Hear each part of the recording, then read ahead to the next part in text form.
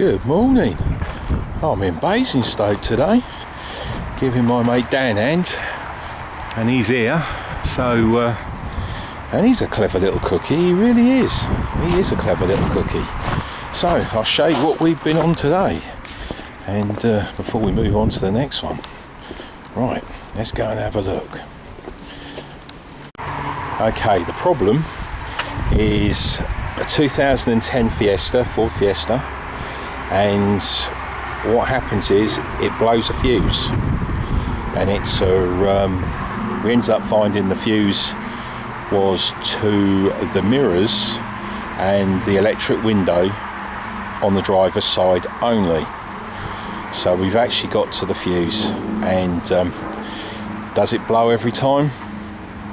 No, it might not blow at all. Customer had it back. Well, we put a fuse in, obviously couldn't replicate it, and I've been struggling this morning, but we have got some evidence now, and I'll show you what we actually did. So yeah, but we thought there was a broken wire, obviously, but no. Anyway, let's go in and find out.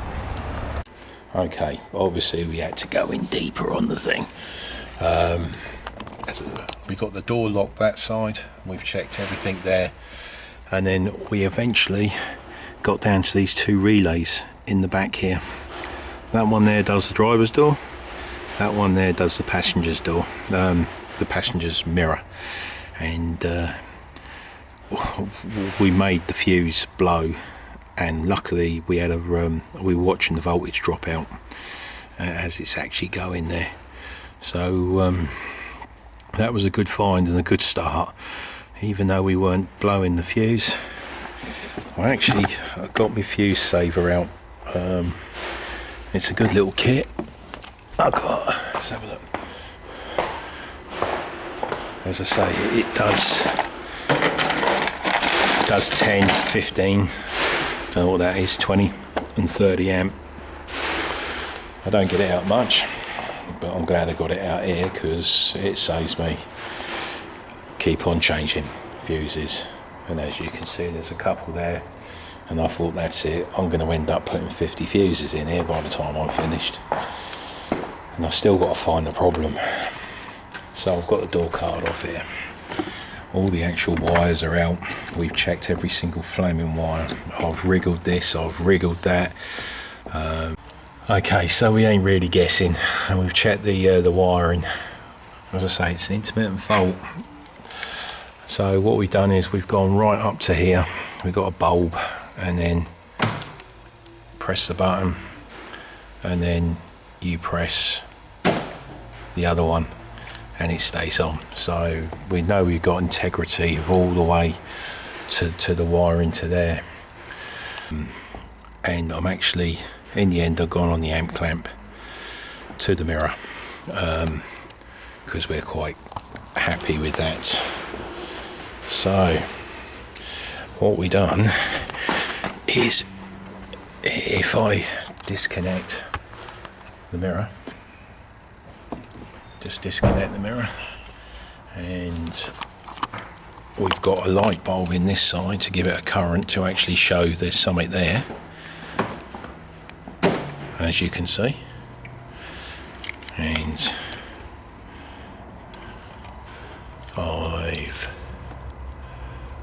if you have a look at our actual waveform, when we open it, it looks nice and clean, as you can see.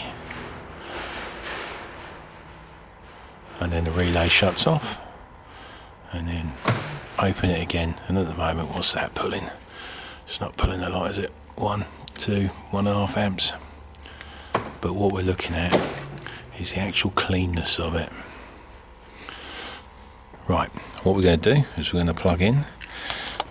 I can hear Dan's behind me already. He's over here and he's plugging in. And right, let's have a look at the picture this time.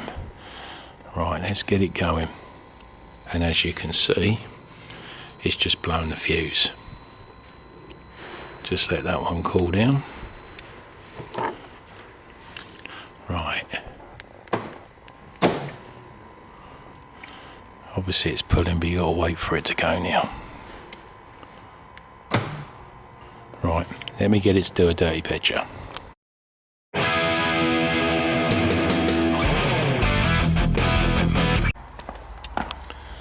Okay, well that didn't go as well as I wanted, did I? As I say, I wanted to show you the waveform of the current being pulled by this mirror, because obviously that one there we did on its own, and we disconnected this one, and we saw a nice clean line, and then we put this one back on again, and you could see serious interference on the current going through, and but as I say, it was an intermittent fault, and I wasn't expecting the mirror to decide to say I've had enough. But yeah, as I say, it was an intermittent fault. It didn't do it all the time, and now it's actually decided to stop on me when I want to do a video. Just my luck, innit, really. Anyway, I don't know. Right, well, at least you can see what we did test and what we didn't test. At least we got the right side. That was the biggest problem, wasn't it? I mean, it could have been driver's side. It doesn't. You plug your scanner in and it doesn't turn around and tell you that. All it does, it just says in the body control module that there's a circuit fault in the mirror, because obviously the fuse is blown. It doesn't tell you which one, so the scanners are wasted. You've got to get down doing old school testing, and to get right down to where the problem is. I just wish it had blown last week and I wouldn't have had to do any of this, would I? Anyway, hopefully for the next one.